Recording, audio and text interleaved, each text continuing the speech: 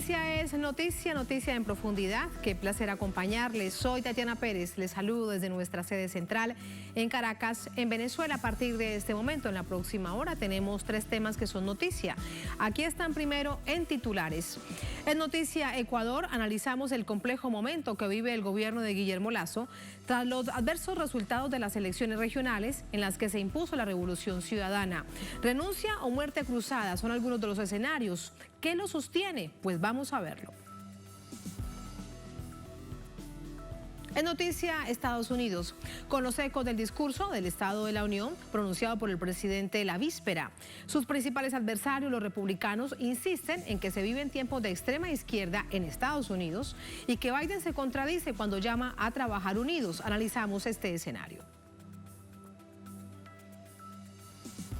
En Noticia Perú, 2 misiones internacionales de derechos humanos llegan al país para conocer en terreno los graves hechos de violencia, en particular asesinatos, masacres, detenciones arbitrarias cometidas por agentes del Estado. Sucede a casi 2 meses de protestas ininterrumpidas. Les contamos y profundizamos en ello. En Noticia Casi comienza. Bienvenidos, bienvenidas.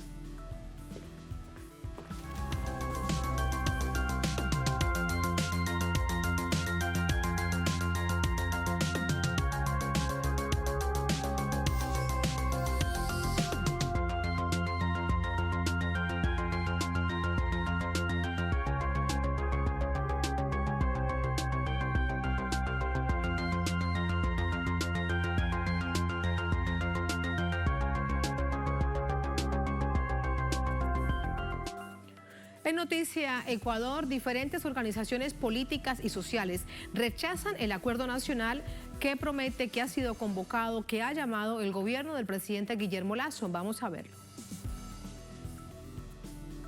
La Revolución Ciudadana se constituye como la principal fuerza política en la mayoría de dignidades electas, un reflejo de la confianza depositada en los gobiernos locales ante la crisis y desaciertos del gobierno del presidente Guillermo Lasso. Es la derrota del modelo neoliberal de la economía especulativa de casino que en este momento rige en el Ecuador y al mismo tiempo el voto de confianza y de nostalgia de lo que dejó de suceder en el Ecuador. La situación postelectoral no es alentadora para el gobierno de Lasso.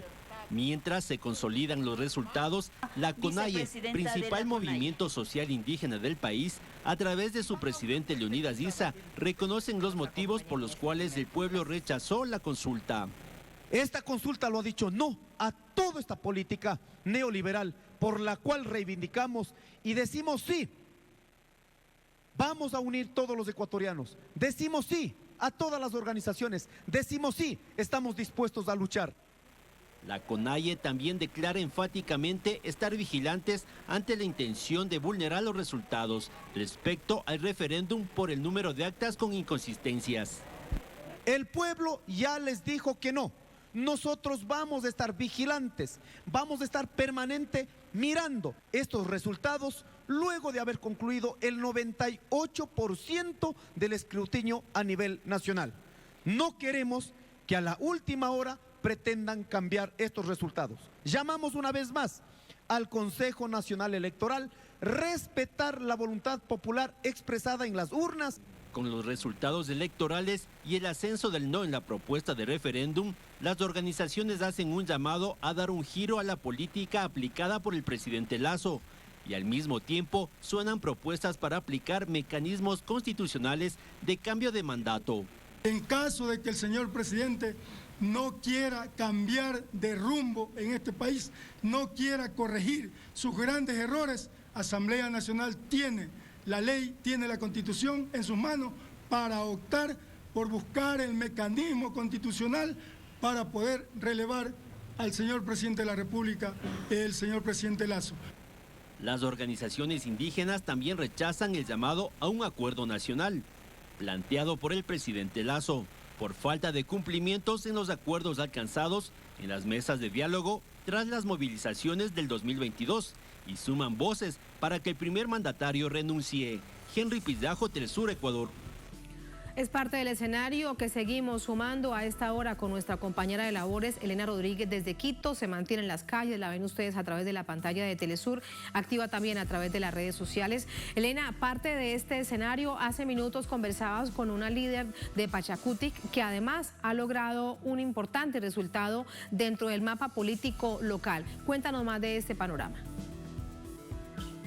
Hola Tatiana y a la audiencia de América Latina y el mundo. Nos encontramos en una de las calles más transitadas de Quito para narrarles precisamente este complejo escenario político que vive Ecuador tras los resultados obtenidos en las urnas, cuando el pueblo ecuatoriano dijo un contundente no de rechazo precisamente a la consulta popular planteada por el presidente de este país, Guillermo Lasso. El escenario político es complejo en la medida en que todos los sectores políticos, líderes sindicales, dirigentes indígenas han dicho no a esta mano extendida del presidente Guillermo Lasso y al llamado de establecer un gran acuerdo nacional.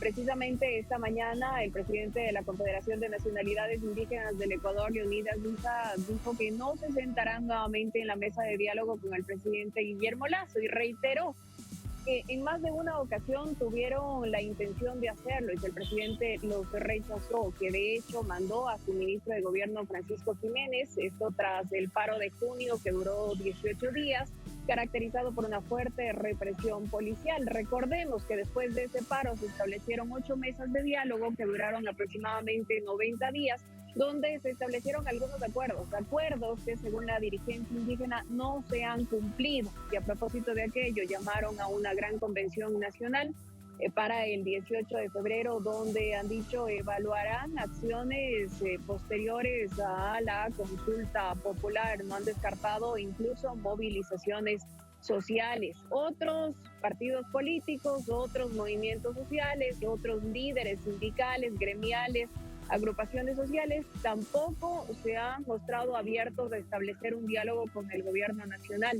En cambio, el gobierno, además de la cadena del presidente Guillermo Lasso, a través de su ministro de Gobierno, Francisco Jiménez, ha llamado a desdramatizar los resultados de la consulta popular, lo que a decir de muchos analistas es un sinónimo de que no entendieron los resultados obtenidos de las urnas. Ahora el panorama es complejo porque los sectores sociales, los movimientos indígenas, los líderes sindicales llaman a anticipar las elecciones, a establecer la muerte cruzada o a pedir la renuncia del mandatario. También recordemos que el presidente Lasso enfrenta un escenario complejo en la Asamblea Nacional, toda vez que se ha conformado una comisión multipartidista que investiga los posibles casos de corrupción que involucran al círculo más cercano del primer mandatario y que podría derivar en un juicio político.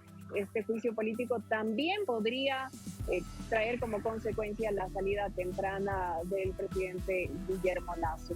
El panorama es complejo, toda vez que también Pachacutic y la Revolución Ciudadana, sus principales opositores, los principales opositores del oficialismo, se consolidan como las principales fuerzas políticas en todo el territorio nacional.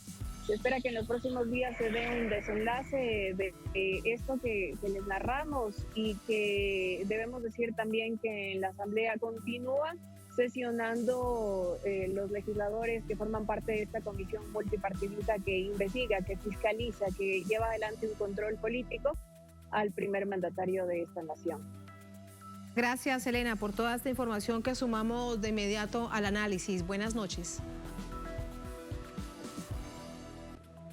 Hasta mañana, Elena. Vamos con el análisis. Para ello nos acompaña Xavier Lasso. Es comunicador, magíster en Ciencias Sociales, nos acompaña desde Guayaquil, en Ecuador. Xavier, muy buenas noches, bienvenido. ¿Cómo estás? Bien, Tatiana, estoy bien. En efecto, vivo en Quito, a 2.800 metros de altura, pero hoy estoy a nivel del mar y es bellísimo estar a nivel del mar. Me sobra oxígeno y energías, así que sí, en efecto. Pero no exactamente en Guayaquil, muy cerca de Guayaquil, como 1 hora y cuarto de Guayaquil estoy. Caluroso, en todo caso el de Guayaquil, que resulta sin duda maravilloso y también pues muy gratificante en esta ciudad tan hermosa.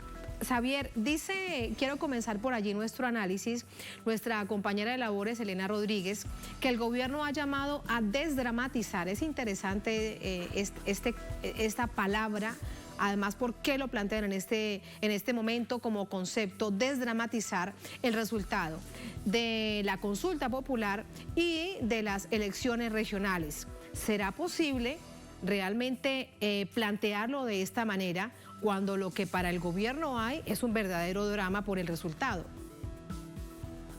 Lo que ha dicho el ministro de Gobierno, el señor Jiménez, es un esperpento, ciertamente, ¿no? Porque ellos quieren desdramatizar los resultados diciendo que, bueno, no nos fue tan mal. Después de todo hemos obtenido 40% aquí, hemos obtenido 38% por acá, así que no nos ha ido tan mal. Es como decir o sea, Francia estaría muy feliz, quedaron segundos, pero no quedaron campeones. Y las ridiculeces que hemos escuchado en Ecuador no tienen límite, ¿no? No les da vergüenza semejantes cosas, ¿no?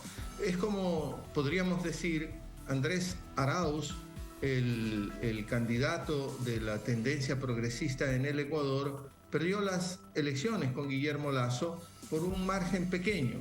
Entonces también podríamos decir, hay que desdramatizar la derrota porque Andrés Arauz obtuvo 46, 47, 48% y es el colmo. Hay unos sectores de la burguesía más radical, de la extrema derecha, que dicen, bueno, en mi zona ganó el sí, en mi zona no ganó Pavel Muñoz, el alcalde de Quito. Los valles, donde vive la gente más rica de Quito, dicen, bueno, nosotros no lo elegimos a Pavel Muñoz, así que no es nuestro alcalde. Ah, puchica, que está bonita la cosa, ¿no? Entonces, Andrés Arauz tendría que ser el presidente de casi la mitad del Ecuador, porque esa fue su votación. En democracia no se resuelven así las cosas, en esta democracia del voto. El que obtiene o la que obtiene la mayoría es el ganador, la ganadora, y no hay cómo relativizar eso, no hay cómo desdramatizar eso. Lo que sí preocupa son estos operadores políticos en algunos periodistas o llamados periodistas, que son más bien unos activistas políticos y en muchos casos huelen a asalariados. Hay gente que les llama periodismo de cartón, ¿no? Periodismo a la carta. Y esta gente ha empezado a decir que puede ser que en la pregunta 1, extradición, que ahí hay una fuerte presión de la embajada, no hace falta decir embajada de qué país, es la embajada, está presionando para eso, ¿no? La cuestión de la extradición. Y están queriendo convencer al Consejo Nacional Electoral que no, que se puede ganar la pregunta 1. Es una desfachatez, es lo típico de la derecha, ¿no? Esa derecha extrema. La democracia está muy buena cuando ellos ganan, la democracia está muy mala cuando ellos pierden y quieren estirar las cosas, quieren trampearnos, pero estamos muy atentos en el Ecuador, y no van a poder birlarnos los resultados que se dieron en las urnas el domingo pasado, que es una consecuencia lógica del desgobierno, del desastre que estamos viviendo en el Ecuador. Xavier, el presidente Guillermo Lasso ha llamado a un diálogo, a una reconciliación, le bajó el tono a la manera como se ha pronunciado durante todos estos meses de su gobierno con la oposición y ni qué decir antes cuando era candidato a la presidencia. Pero estamos viendo cómo en la medida que pasan las horas, todos los movimientos y partidos políticos le están diciendo que no, que este diálogo que le está convocando pues no se le van a sumar porque es un llamado hipócrita, que no es un llamado sincero. ¿Cuál es tu opinión? Estoy con los dirigentes de los sectores populares por razones muy sencillas. Guillermo Lasso ha tenido un comportamiento muy errático. Un día dice una cosa, al día siguiente dice otra cosa. Eso que tú llamas tono conciliador, Tatiana, lo usó 24 horas después de los resultados, cuando fue contundente el pronunciamiento a favor del no en su consulta, cuando fue contundente el haber escogido en las ciudades más grandes del Ecuador alcaldes y prefectos provinciales de la tendencia progresista, de oposición, para parar esta persecución, cuando no se puede menoscabar las facultades, las atribuciones del Consejo de Participación Ciudadana y Control Social, que es un poder del Estado que creó la Asamblea Constituyente de 2008 y que se aprobó no solo en la Constituyente, sino que se convocó a un referéndum para que el pueblo ratifique lo que se había aprobado en la Asamblea.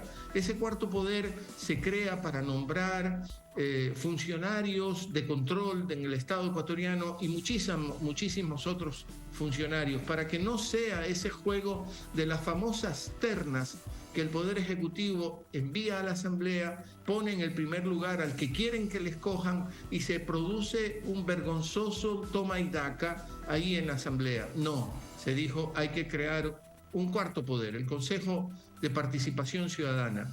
En 2018, con unas trampas vergonzosas, convocó que no vale la pena ni siquiera recordarlo, Lenín Moreno, convocó a un referéndum mañoso porque puso preguntas más o menos de este talante. ¿Quiere usted ser feliz? ¿Qué va a contestar la gente? Sí, quiero ser feliz. Pero ahí nos fue metiendo una pregunta clave, y fue la creación de un Consejo de Participación Ciudadana transitorio, y lo pusieron a la cabeza un señor de apellido Trujillo, que ya murió, que se fue sin rendirle cuentas a nadie, y él que declaró que él era la Constitución del Ecuador, que él estaba por encima de la Constitución, nombró a estos funcionarios de control, la Fiscalía, Contraloría, Procuraduría, y todos se convirtieron en instrumentos de persecución brutal.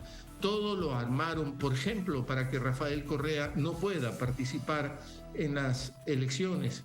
Y todo el mundo sabe, que Rafael Correa vive en Bélgica, en México hay un montón de ecuatorianos asilados, en Argentina, en la embajada argentina. La persecución ha sido brutal y para esto se han prestado el conglomerado mediático, ese conglomerado mediático que siempre nos ha querido imponer un único relato, y ese conglomerado más esos organismos de control del Estado y en muchos momentos el aparato judicial y por supuesto, reitero, el conglomerado mediático con periodistas que son más bien activistas políticos, que están ahí, como he dicho al principio, de asalariados. Y entonces el pueblo no podía caer dos veces en la misma trampa. En 2018 le hicieron esa trampa, en 2023, en febrero. Y allí se entiende, Xavier, claro, allí se entiende con esto además que estás recordándonos, pues este resultado que sin duda el gobierno no se lo esperaba, así que probablemente también desde la perspectiva del análisis uno se pregunta si realmente midieron sus asesores, sus más cercanos colaboradores, cuando estaban llamando a el propio presidente Lasso en esta locución a todo el país a un diálogo y a la reconciliación nacional, y que sí es el momento ahora de hablar y ponerse de acuerdo. Uno realmente se pregunta, pero sí es que sus asesores viven en otro país y es que no se dan cuenta de lo que está sucediendo en la nación. Sus asesores y sus colaboradores más cercanos, algunos de ellos son sacados del Banco de Guayaquil, el banco del presidente, que de política saben nada o poco o nada, y son muy malos asesores.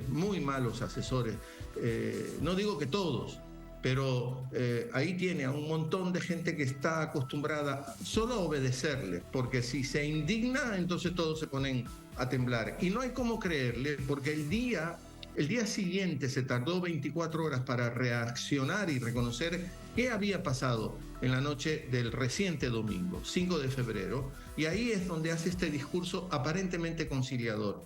Pero ayer, martes 7 de febrero, ayer nomás, hace una cadena de radio y televisión de la manera más burda, de la manera más atropelladora de todos los principios que nos pretenden organizar para tener una sociedad en paz. Saca fotos, nombres, condena a jueces acusándolos de corruptos, de haber liberado a altos capos del narcotráfico acá en el Ecuador. Esos jueces le ayudaron a montar determinados operativos y ayer volvió a sacar esas garras de descalificar por vía de la vinculación con el narcotráfico de determinados sectores políticos. Entonces, ¿en qué creemos? ¿Creemos en el Guillermo Lasso del lunes o le creemos a Guillermo Lasso del martes? Y hoy está teniendo muchas dificultades. Se ha quedado sin aliados de su propia tendencia.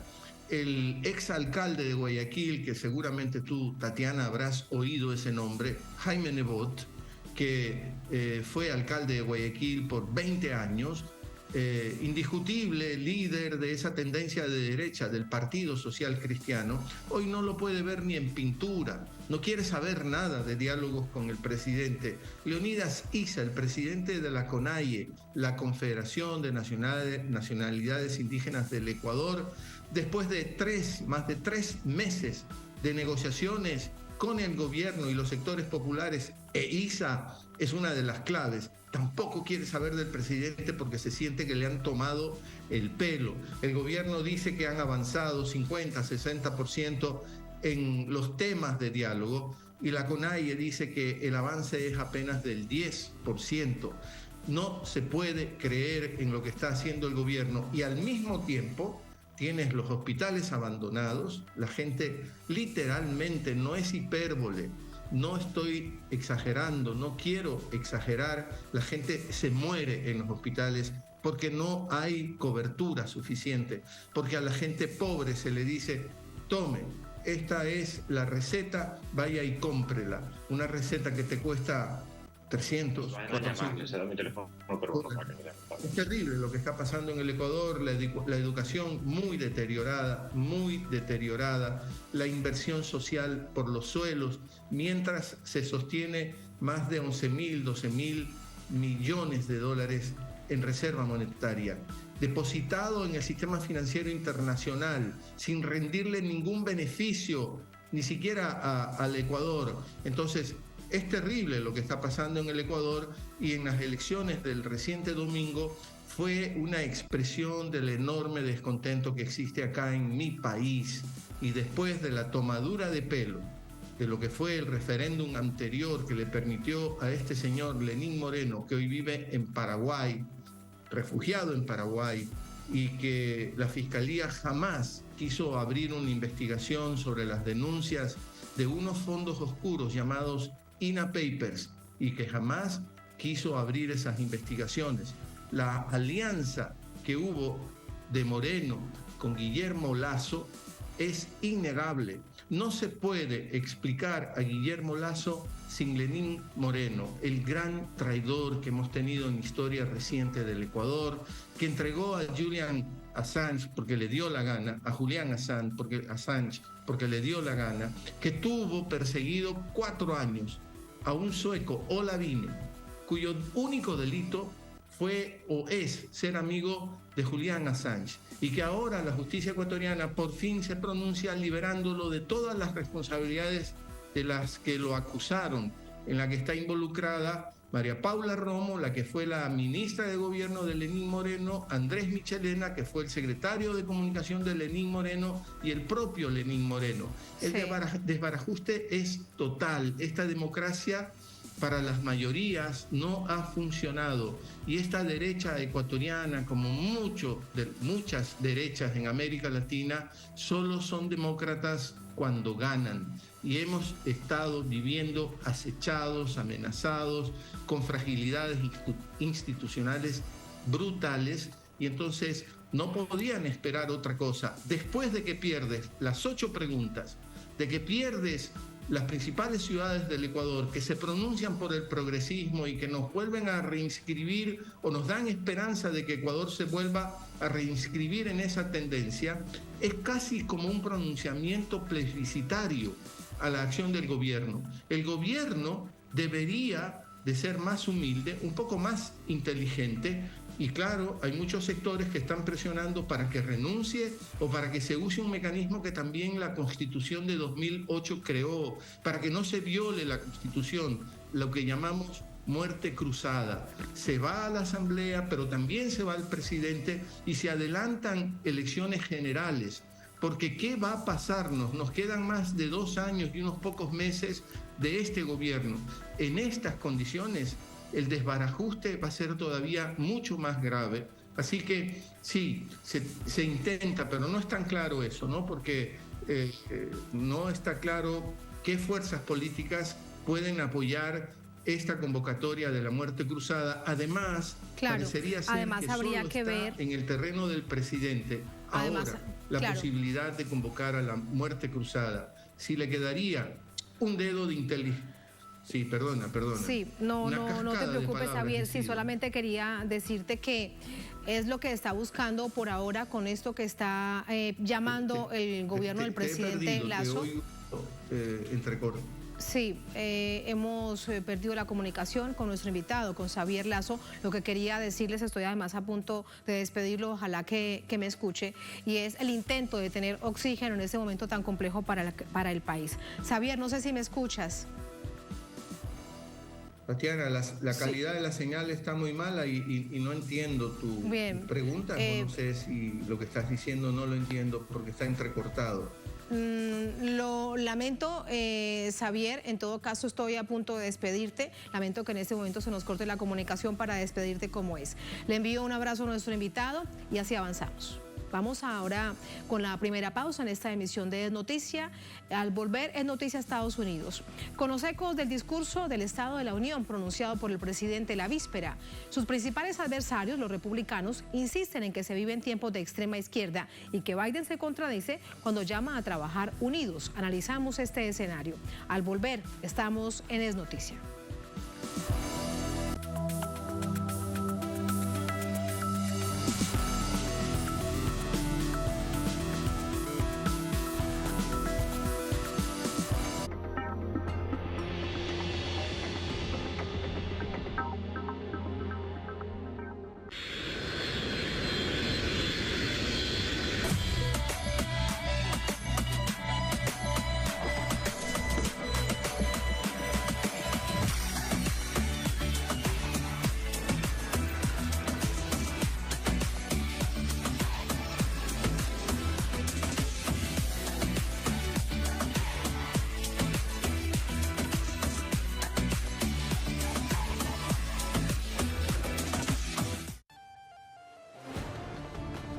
Cada año miles de personas abandonan su tierra para alcanzar nuevos horizontes.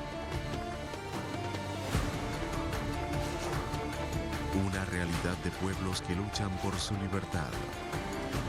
Conoce las diversas causas de quienes viven entre fronteras. Jueves, solo por Telesur.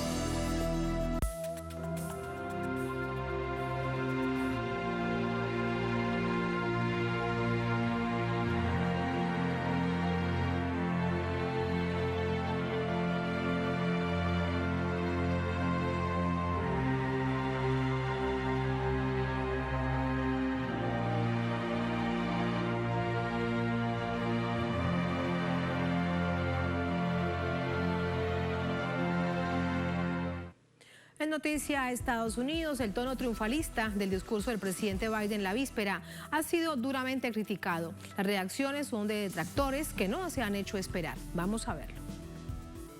La alocución del inquilino de la Casa Blanca ante un Capitolio en pleno generó reacciones adversas, como el repudio de congresistas republicanos. Tal es el caso de Marjorie Taylor Greene, quien llamó al presidente mentiroso. Quienes se oponen a la política de los demócratas calificaron de poco realista y de no resolver las principales problemáticas que aquejan a la nación, mientras que el jefe de la mayoría republicana de la Cámara de Representantes lo calificó de culpable por las numerosas muertes a causa de la sobredosis de fentamina y de que los precios de la gasolina se hayan disparado un 40%, lo que genera inflación. Por otra parte, la gobernadora de Arkansas, Sarah Huckabee Sanders, rechazó las palabras de Biden y dijo no creer en mucho de lo que él afirmó. Los inversionistas no se hacen indiferentes a las palabras de Biden en el Estado de la Unión, donde propuso aumentar el cobro de la compra de acciones por parte de determinadas compañías. Para el empresario australiano Damien Boy, esa estrategia no va a ayudar al consumo suficiente, mientras que para el también empresario y estratega japonés, Naka Matsuzawa, expresó que el mandatario estadounidense debe tener más claridad sobre cómo desarrollar una cadena de suministros. El ejecutivo estadounidense dirigió sus palabras ante el polarizado Congreso en un entorno donde las encuestas no lo favorecen. Según 538, el índice de desaprobación de su gestión hasta la actual fecha es de un 52,3%. 52% que se ha sostenido en los últimos meses, según dicen las propias encuestas, que en Estados Unidos pues todo lo miden. Vamos al análisis. Para ello nos acompaña Óscar Ugarteche, él es coordinador del Observatorio Económico de América Latina, nos acompaña desde Cuernavaca, en México. Profesor, bienvenido, buenas noches. ¿Qué tal? Buenas noches. Muchas gracias por acompañarnos. Quiero hacer con usted este análisis acerca de lo que ha significado el discurso del presidente Biden. Primero, desde esta mirada hacia el interior del país, que ha generado muchísimas críticas, sobre todo por parte de sus principales adversarios, los republicanos, porque Biden la víspera tocaba asuntos que le competen directamente al sector republicano. Sector financiero, sector empresarial, sector inmobiliario, las grandes fortunas, el tema de las armas, que inmediatamente debemos recordar a la Organización Nacional del Rifle. ¿Cuál es su análisis con respecto a esta reacción?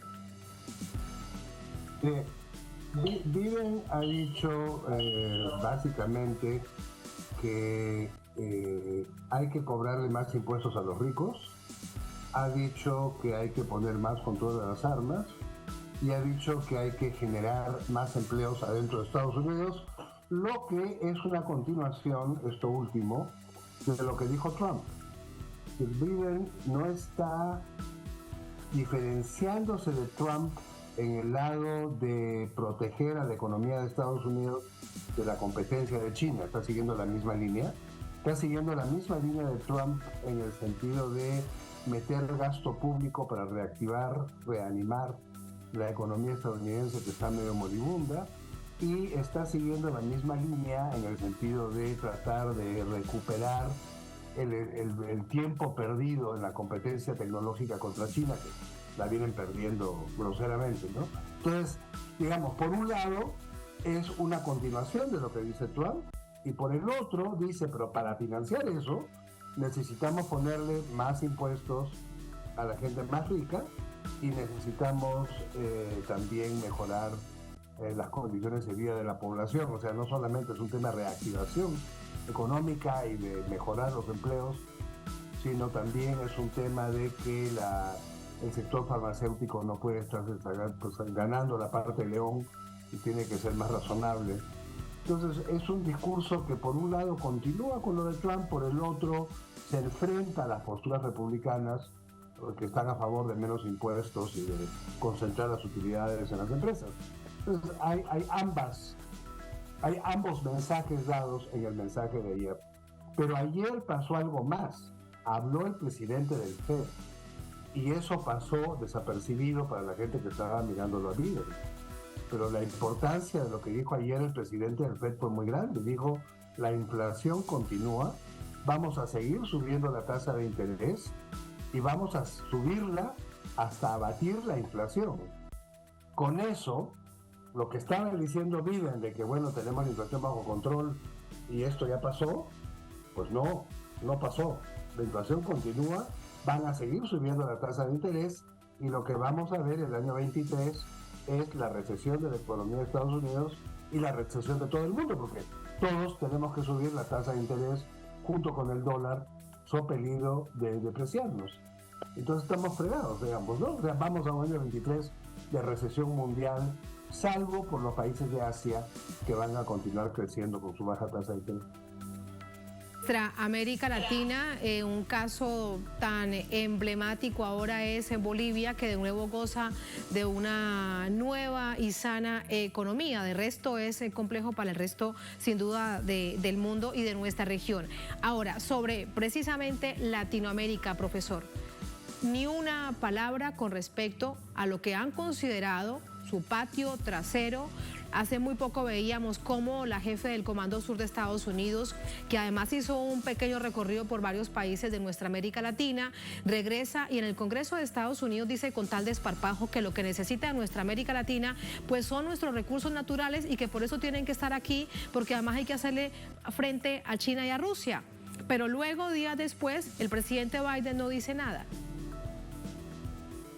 Sí, yo creo que para Biden América Latina no existe, como no existía para Trump, ¿no? No solamente no existen, sino que estos problemas migratorios horribles que tienen de gente de Venezuela, de Cuba, de Nicaragua, ellos no asumen ninguna responsabilidad por el impacto que tienen sobre esas economías las represalias que les han colocado. Entonces, digamos, América Latina no existe. Hay un problema migratorio por ahí, que por ahí está, que por qué será, y en términos de seguridad nacional, sí, pero claro, pero aquí además es un discurso hipócrita, porque Venezuela y Cuba tienen a ver si usted nos escucha bien, profesor. ¿Ahí me escucha? Gracias. Porque Venezuela y Cuba están sometidas a un ilegal bloqueo por parte de Estados Unidos, pero no son solamente las únicas naciones en donde hay una decisión de emigrar. Lo tiene Haití, lo tiene Honduras, lo tiene Guatemala, lo tiene El Salvador. Es decir, es un asunto internacional y solo nombra 3 naciones.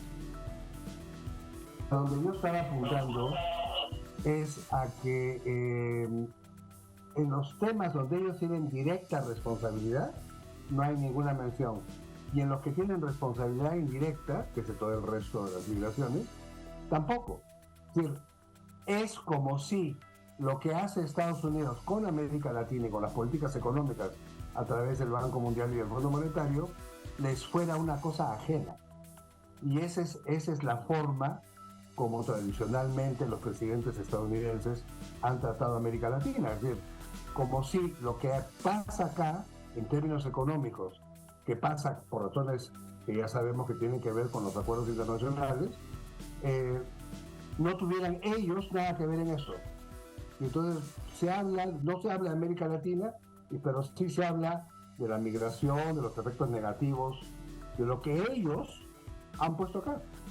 Entonces, eso es, digamos, hay una línea continua ahí, ¿no? Hay una línea continua ahí. Biden no es distinto de Trump en ese sentido. Es una línea continua. Bastante inadmisible o tal vez hasta risible que sectores republicanos le están diciendo al presidente Biden que lo que él realiza y en la expresión de ese discurso se trata de la izquierda extrema o de la extrema izquierda. ¿A quién le cabe eso realmente en la cabeza? Lo que estamos viendo en Estados Unidos se parece mucho a lo que estamos viendo en Brasil, en Bolivia, en Ecuador, en el Perú, de estas derechas que están tan a la derecha, están tanto más a la derecha que la derecha social cristiana tradicional, que ven en cualquier tipo de medida de beneficio social al comunismo internacional. Es bien interesante lo que ha pasado, pero no es un fenómeno aislado, porque ahora pasa en Estados Unidos, lo estamos viendo, pero lo estamos viendo en el Perú, lo estamos viendo en Brasil, lo estamos viendo en Bolivia, lo estamos viendo en Ecuador, ahorita lo estamos viendo en Ecuador, lo estamos viendo en Colombia, lo hemos visto en Chile. Entonces hay un clima de polarización de extrema derecha que se ha generalizado y que tiene un discurso que es muy parecido, que es que cualquier medida de protección social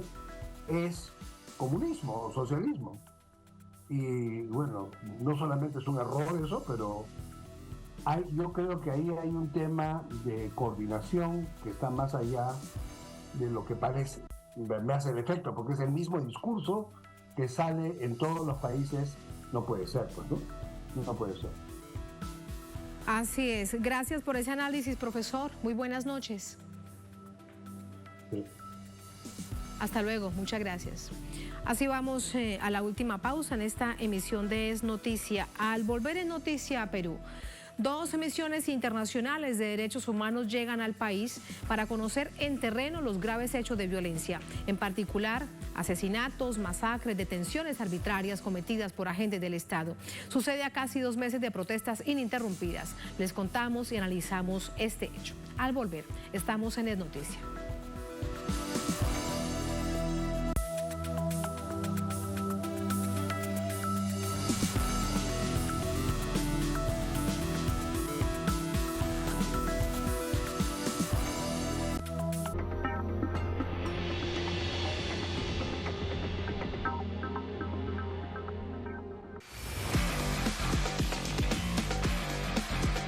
Las mejores jugadas y todo el acontecer deportivo suramericano y del mundo.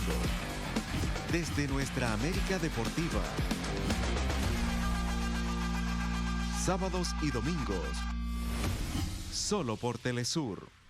Somos la multiplataforma que da voz a los pueblos del sur. Y en este 2023 seguimos en la vanguardia comunicacional. Para traerte diariamente las noticias y acontecimientos más relevantes alrededor del mundo. Nosotros, junto a ti, hacemos parte de la historia. Porque Telesur siempre da más.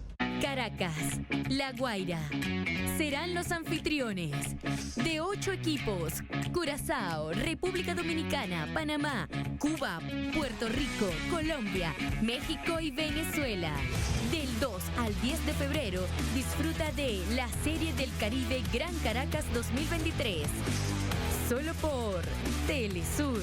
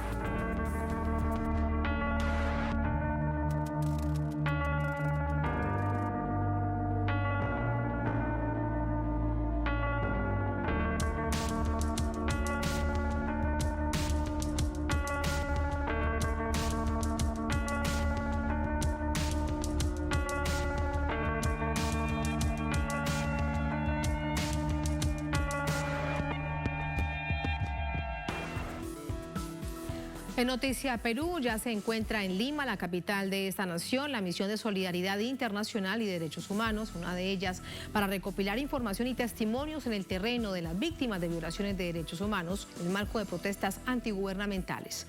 Vamos a verlo. La misión está en Perú para desarrollar tareas de observación y registro de denuncia de violaciones a los derechos humanos en el marco del estallido social, que inició en diciembre luego del golpe de Estado a Pedro Castillo. Desde entonces, se contabilizan al menos 64 personas muertas y centenas de heridos, producto de la represión policial desatada. La delegación la conforman varios eurodiputados, diputados argentinos, abogados de derechos humanos y otros activistas con experiencias en misiones internacionales, miembros de organizaciones políticas y defensoras de los derechos humanos. En principio, esta misión de derechos humanos tenemos el objetivo de verificar y también dar a conocer las graves denuncias de violación a los derechos humanos que hemos recibido a partir de los testimonios que son de público conocimiento de la comunidad internacional, las imágenes que se conocen en todo el mundo, pero además también de denuncias recibidas por representantes de las organizaciones sociales, las organizaciones sindicales, el movimiento campesino, el movimiento indígena. Se reunirán con los actores políticos y sociales del país, pero también recorrerá el territorio junto con las víctimas para conocer la realidad de primera mano y elaborar un informe exhaustivo. Nuestra misión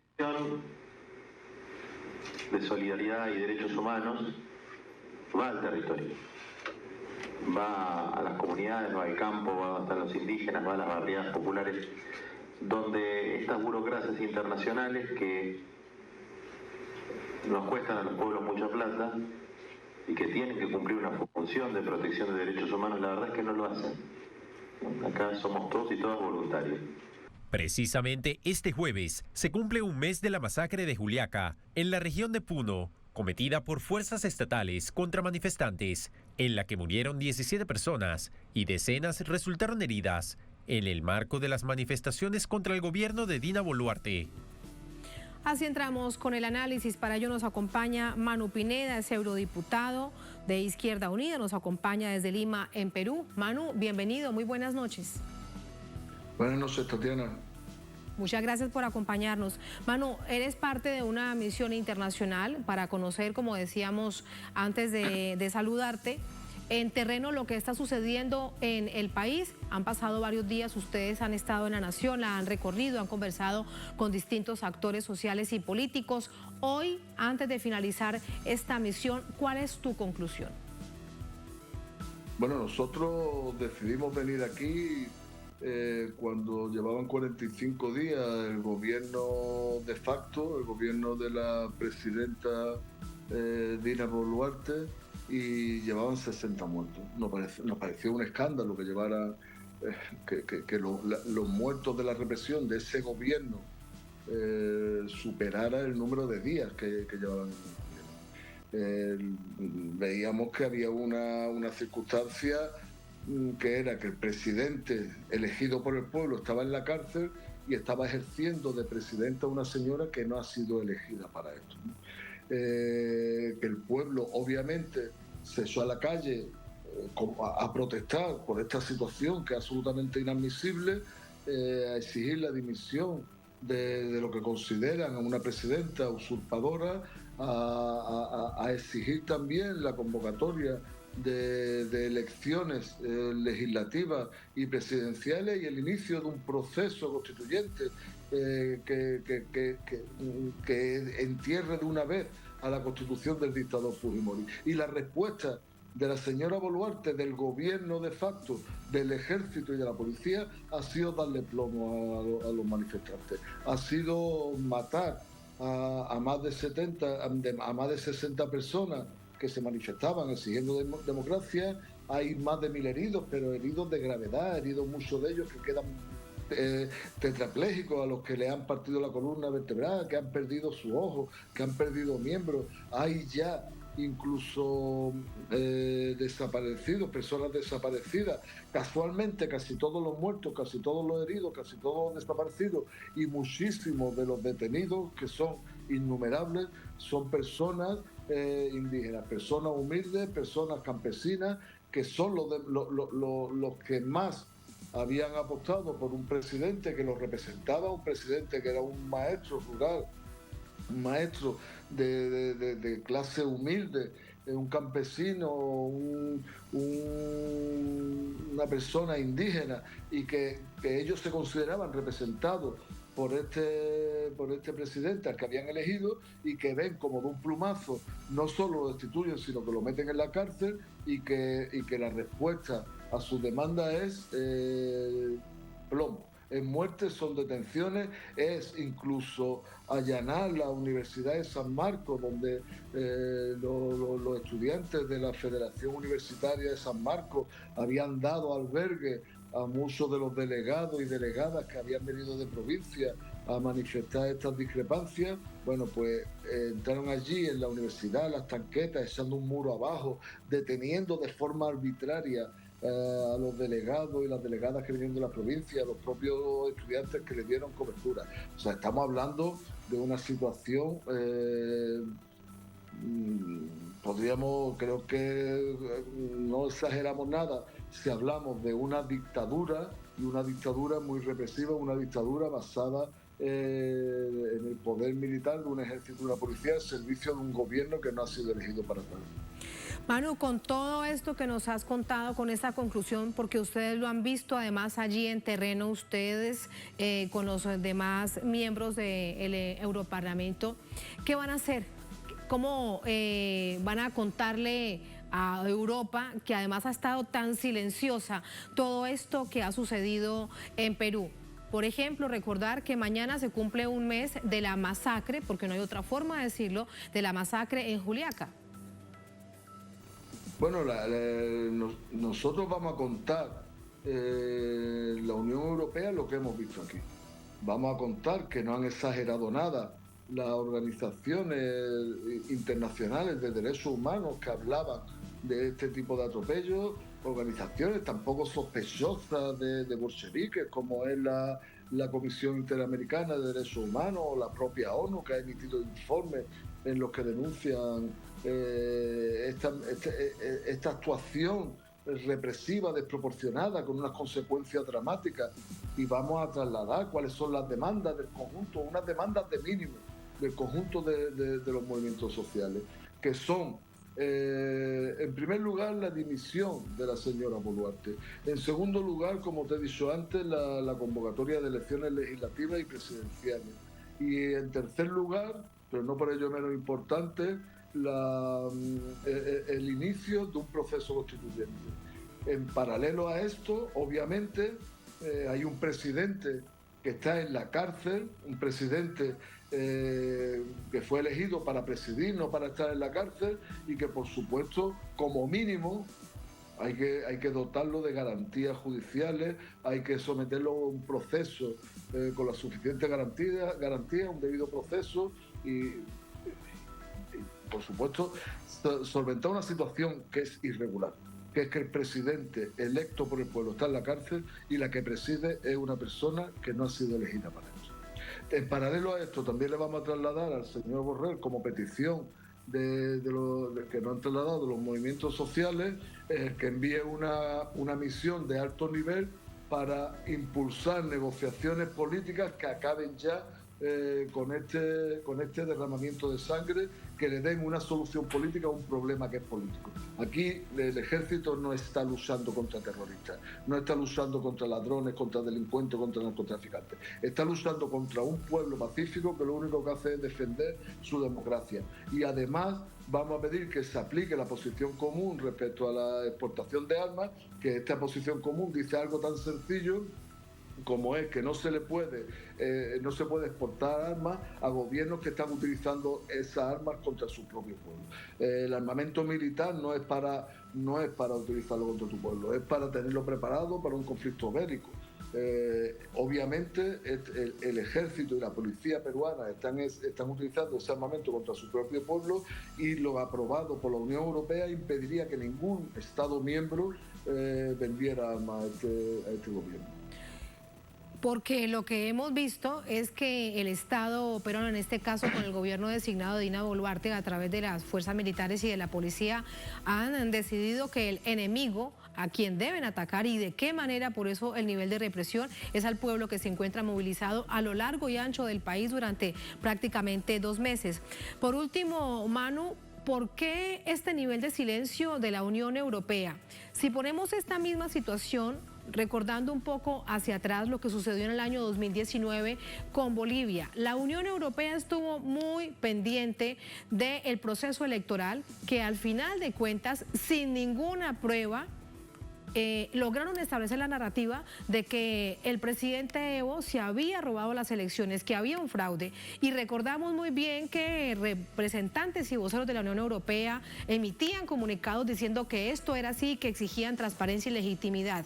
Ahora, con respecto a lo de Perú, pues es que hay muchísimo silencio internacional, y en particular por lo que a ti te atañe desde la Unión Europea.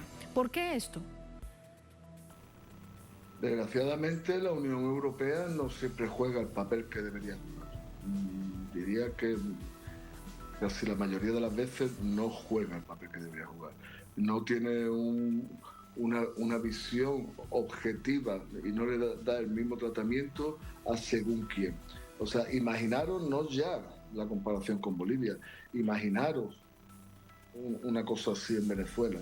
Estarías ya mandando aviones contra Venezuela, o en Cuba, o en Nicaragua, no sé. O sea, imagínate, Europea... más de 60 muertos y además está en la estadística de la Defensoría del Pueblo. ¿Qué tal que eso sucediera?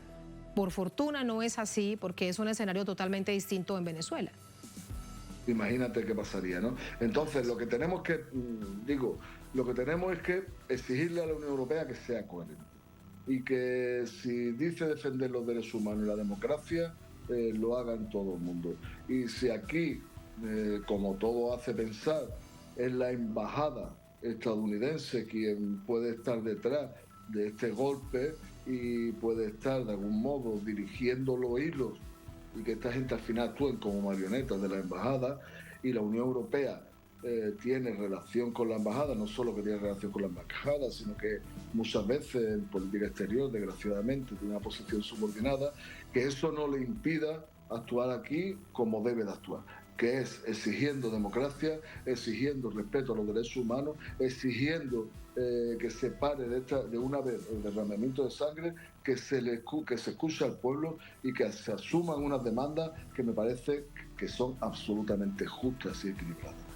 Muchísimas gracias, Manu, por estas reflexiones, por ese análisis. Muy buenas noches. A ti, Tatiana, un abrazo. Un abrazo, buenas noches. A ustedes gracias por habernos acompañado. Ponemos punto final a esta emisión de Noticia. Será hasta mañana, sigan con nosotros.